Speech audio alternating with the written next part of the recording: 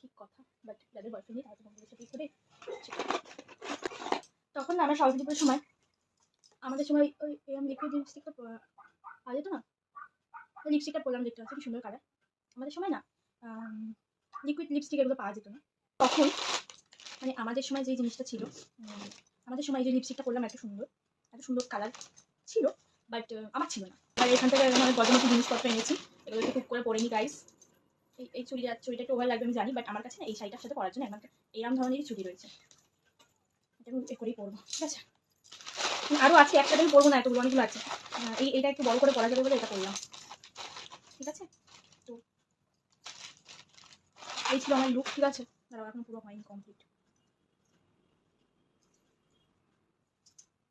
আমাদের সময় যাতে একরকমের হার ছিল, বিভিন্ন পাথরের সেটিং করা হার, ঠিক আছে। তোমরা জানি না দেখেছো নাকি, বিভিন্ন রকম কালারিং স্টোন দেওয়া হার। ওই হারগুলো তখন খুব পপুলার হয়েছিল, ঠিক আছে।